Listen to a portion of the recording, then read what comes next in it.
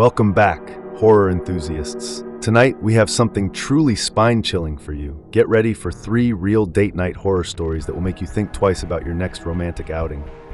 These tales remind us that sometimes love can take a terrifying turn. So dim the lights, grab your popcorn, and let's dive into the darkness. The Uninvited Guest. Our first story takes us to a cozy restaurant, a warm and intimate place where soft candlelight flickered against the windows and the hum of quiet conversations filled the air. It was the perfect setting for Sarah and Jake, a young couple enjoying a rare, peaceful evening together. As they laughed over inside jokes and shared stories, Sarah's attention was drawn to something, or rather someone, just beyond Jake's shoulder. A man, sitting alone at a nearby table, was staring at them. At first, she thought it was a coincidence, but his eyes never wavered. He watched them intently, his expression unreadable. She nudged Jake, whispering about the stranger. Jake glanced over, but shrugged it off. "Maybe he's just lonely," he said. They returned to their conversation, trying to ignore the eerie feeling creeping over Sarah. But as the night went on, the man's gaze grew more unsettling.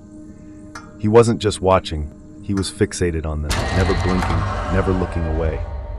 Uneasy, Jake eventually excused himself to the restroom, leaving Sarah alone for only a moment. That was all it took. The man seized his opportunity. He stood and moved toward her table, his steps slow and deliberate. Before she could react, he leaned in close, so close that she could feel the chill of his breath. "You shouldn't be with me," he whispered. His voice was low, almost hypnotic.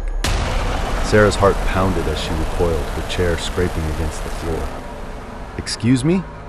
she managed to say, her voice trembling. The man straightened, offering a slight smile, one that didn't reach his cold, empty eyes. He didn't say another word. He simply stood there, looming over her, as if waiting for something. When Jake returned moments later, Sarah grabbed his arm, whispering frantically about what had just happened. Jake turned toward the man, ready to confront him, but by then he had returned to his seat, calmly stirring his drink as if nothing had happened.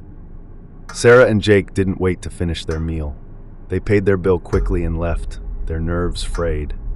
But as they walked through the dimly lit parking lot, Sarah felt it again, that prickling sensation of being watched.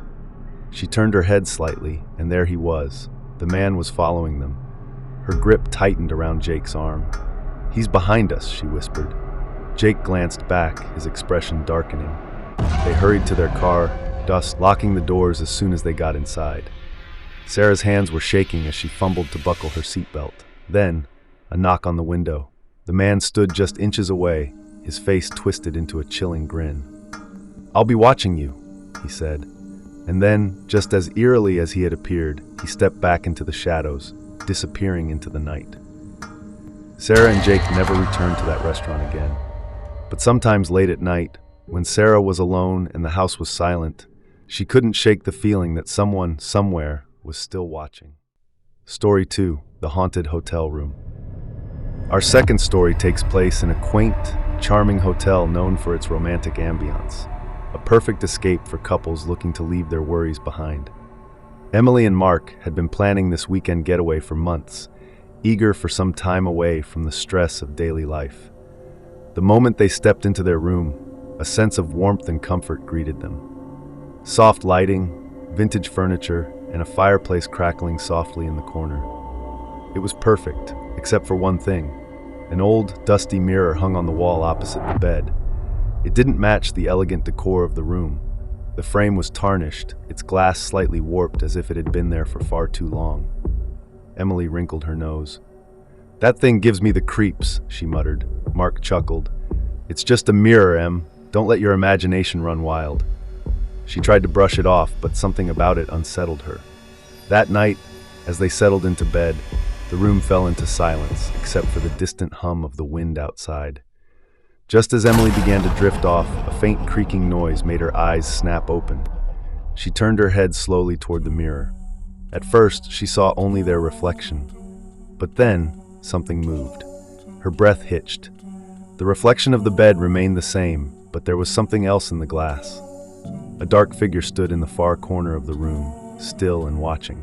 But when she turned to look, the corner was empty. Heart pounding, she shook Mark awake. "There's something wrong with the mirror," she whispered. Mark groggily glanced at it and sighed. "It's late, Em. You're just tired." But she wasn't imagining it.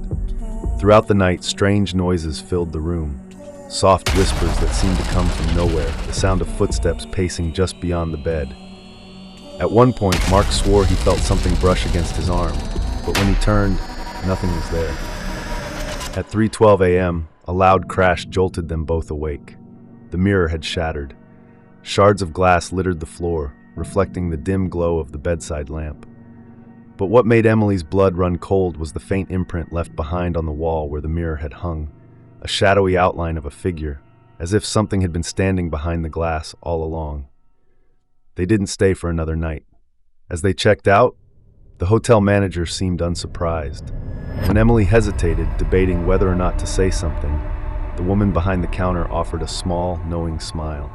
"Room 306?" she asked softly. Emily's breath caught. "Yes. How did you?" The manager simply shook her head. "You're not the first to leave early." Emily and Mark never spoke of that night again, but sometimes when Emily caught her reflection in a mirror, she swore she saw something else, just for a second, watching her from the other side. Story 3. The Blind Date. Our final story is about a woman named Lisa who had been single for a while and finally decided to try her luck with a blind date set up by a mutual friend. She was both excited and nervous as she arrived at the trendy little restaurant downtown, where she was greeted by a man named Tom. Tom was charming, polite, and effortlessly engaging. He smiled often, his eyes warm and attentive. Conversation flowed easily, and soon, Lisa found herself laughing, enjoying his stories about his travels and quirky childhood memories. But as the night went on, Lisa started to notice something off. Tom's questions became increasingly personal. "So, you live alone?" he asked casually, swirling the wine in his glass. Lisa hesitated before answering. Yeah, just me and my dog." Tom leaned in slightly. "No roommates? No family nearby?" Lisa felt a small knot form in her stomach. The way he asked, like he was gathering information rather than making small talk, unsettled her. But she brushed it off. Maybe she was overthinking. As dinner wrapped up, Tom suggested taking a walk in the nearby park. The air was cool, the streets quiet. Lisa hesitated, but not wanting to seem rude, she agreed. The moment they stepped into the park, Tom's demeanor changed. His casual charm faded, replaced by something more intense. He walked a little too close, his voice a little too low. "You ever think about how easy it would be for someone to just disappear?"